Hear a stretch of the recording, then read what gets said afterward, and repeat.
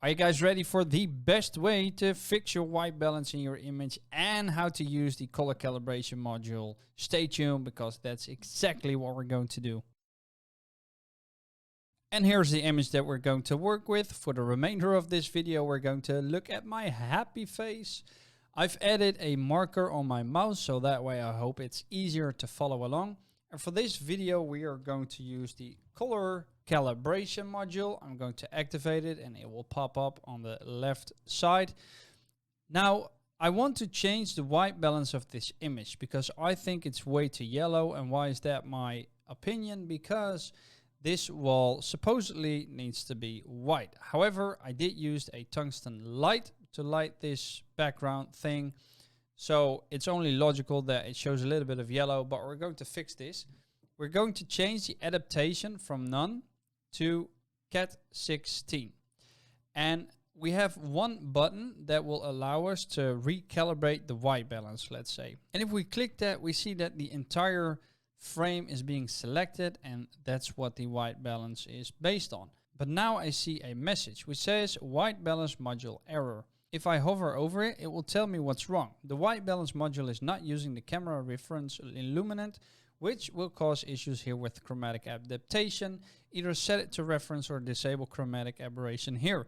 The fun part about this is if I go and look for the white balance module, we see another one of these symbols. And if I open it and I hover over here, it says the color calibration module is enabled.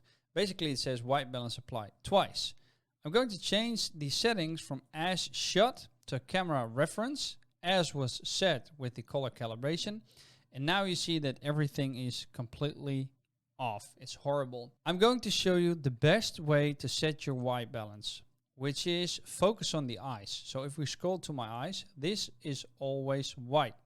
So I'm going to use this and I'm going to draw over here. And there you see that my skin tone is back to normal.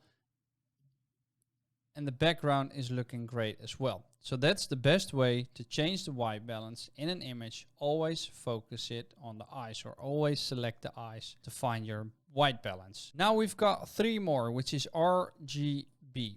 And in this case, the dominant color in this image will be my face, which is the red channel. So that means that if I change the input red, it will change the most dominant colors in this image.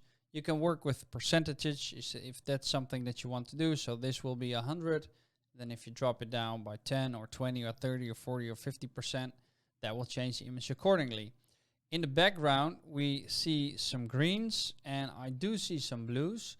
So if I want to change the colors mostly within the background instead of the foreground, so instead of my face, I will need to change the input green and the input blue channel because those are the most dominant colors right now. So let's see what happens if I increase the blues in this image. We see that the greens are starting to become more noticeable. So if I just drag those to the reds a little bit, you see that now we have a nice balanced color. Let me show you before and after.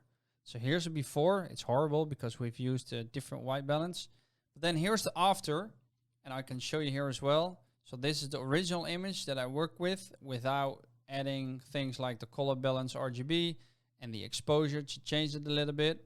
But now look at that. This looks far more better. This looks far more normal. You see that my shirt is actually white again. I have the skin color that's supposed to be there if you look at me throughout all my videos. And that's how you can use the color calibration module to change the colors in an image. So always find out what the most dominant color in an image is and then work from that. And if you want to change the white balance using the color calibration one, make sure you use the cat one, cat 16, and then use this color picker, focus it on the eyes, and you're always good to go.